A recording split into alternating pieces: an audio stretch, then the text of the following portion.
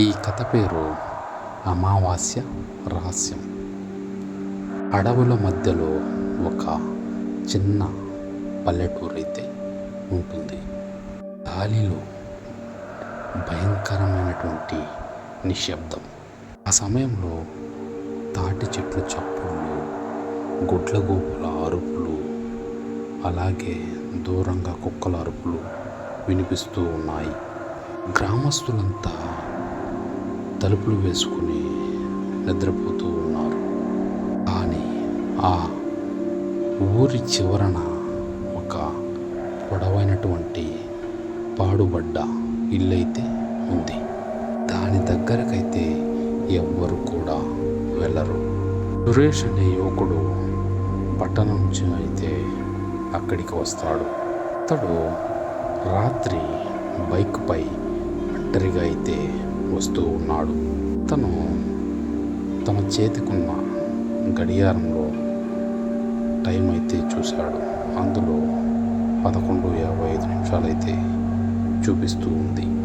కొంత దూరం అతను వెళ్ళాక తన బైక్లో ఎవరో కూర్చున్నట్లు అతడికైతే అనిపించింది.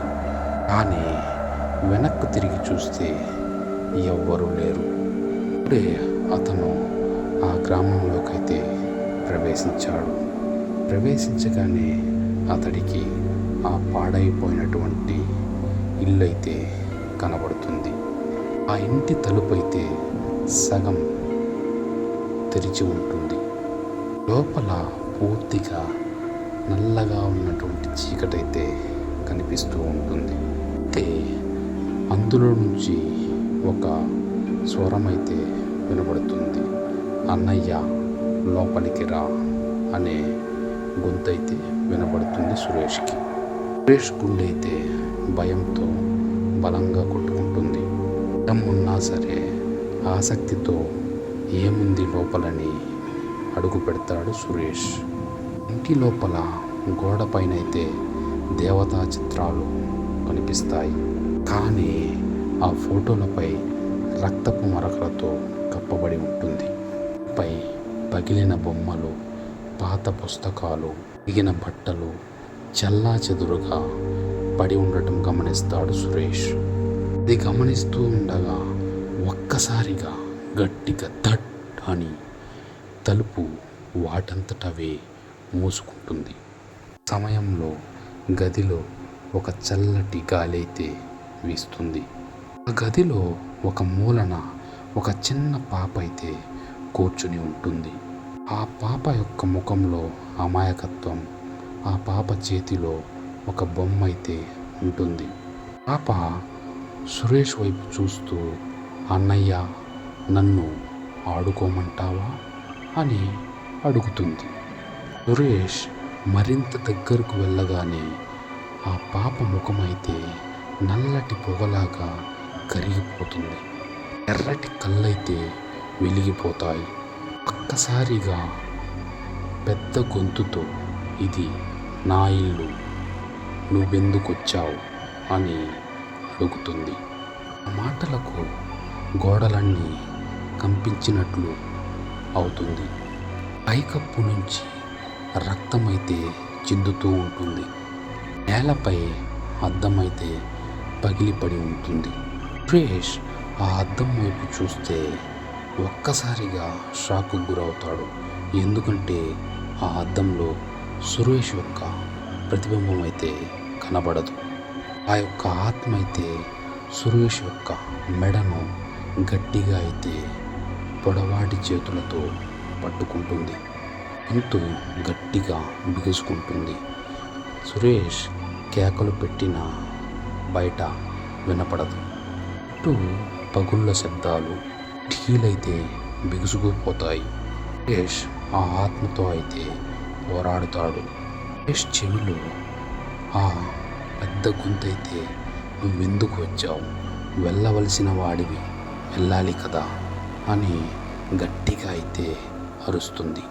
అన్నట్టుండి ఒక్కసారిగా ఆ ఆత్మ అయితే గోడలపై కలిసి మాయమైపోతుంది. ఆ గది మొత్తం మళ్ళీ నిశ్శబ్దంగా అయితే మారిపోతుంది. సురేష్ చెమటలతో తడిసి వణికిపోతూ ఉంటాడు. ఆ సమయంలో తలుపు వాటంతటవే స్వయంగా తెరుచుకుంటుంది. వెంటనే అతడు బయటకైతే పరిగెత్తుతాడు. ఆ మరుసటి రోజు సురేష్ ఆ గ్రామస్తులనైతే ఇలా అడుగుతాడు, ఏంటి ఈ ఇంటి కథ అని. ఆ గ్రామంలో ఉన్నటువంటి పెద్ద ఇలా చెబుతాడు, ఆ ఇంట్లో ఒక చిన్న పాప ఉండేది.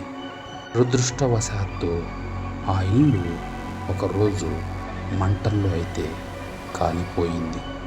ఆమె ఆత్మ అమావాస్య రాత్రులలో ఆ ఇంట్లో అయితే కనిపిస్తూ ఉంటుంది.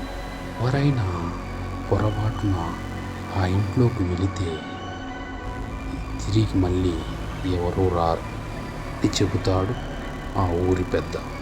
అది విన్నటువంటి సురేష్ యొక్క గుండె గడ్డగట్టుకుపోతుంది భయంతో. ఎందుకంటే తనకు ఆ రాత్రి జరిగినటువంటి సంఘటన నిజమైనదే అని భావిస్తాడు. అతని యొక్క బైక్ మాత్రం ఇంకా ఆ ఇంటి ముందరే ఉందని ఆ గ్రామస్తులైతే చెబుతారు. కానీ అతను మాత్రం ఎప్పటికీ లోపలికైతే వెళ్ళలేదు. ఇప్పటికీ ఆ జ్ఞాపకం అయితే అతన్ని వెంటాడుతూనే ఉంది. అయితే కొంతమంది గ్రామస్తులు చెప్పుకుంటూ ఉంటారు, ఆ పాపను చనిపోయింది ఆ మంటల వల్ల కాదు అని. కానీ ఆ ఇంటి లోపల పూజలు చేస్తున్నటువంటి ఒక అఘోరి యజ్ఞం అని అంటారు ఆ గ్రామస్తులు. అతని పాపం వలన ఆ చిన్న పాప బలయ్యిందని చెబుతారు. ఆమె ఆగ్రహం అమావాస్య రాత్రులలో బయటపడుతుందని చెబుతారు ఆ గ్రామస్తులు. రాత్రి మళ్ళీ అమావాస్య వచ్చింది. గ్రామం అంతా మౌనంగా అయితే ఉంది. ఆ పాడైపోయినటువంటి ఇంటి లోపలైతే వెలుగులైతే కనబడుతూ ఉన్నాయి. అక్కడి నుంచి చిన్న పాప నవ్వులైతే గాలిలో వినిపిస్తూ ఉంది. ఎవ్వరూ ఆ ఇంటి దగ్గరకైతే వెళ్ళటానికి ధైర్యం చూపడం లేదు. సమయంలో ఒక పక్షి గాలిలో ఎగురుకుంటూ ఆ కిటికీ దగ్గరైతే కూర్చుని ఉంది. లోపల నుంచి ఒక చిన్న నీడైతే ఆ ఇంటిలో కదులుతూ ఉన్నట్లు కనిపించింది. ఆ చిన్నటి నీడ క్రమంగా పెద్దదిగా నడుస్తున్నట్లు కనిపించింది. కిటికీ నుంచి ఎర్రటి కళ్ళైతే బయటకు చూస్తూ ఉన్నాయి. ఆ సంఘటనను దూరం నుంచి అయితే చూస్తూ భయంతో వణికిపోతూ ఉన్నాడు. ఒక్కసారిగా ఆ ఎర్రటి కళ్ళు ఆకాశంలోకైతే ఎగసిపడుతున్నాయి. క్షణంలో ఆ గ్రామంలో కరెంట్ అయితే పోయింది.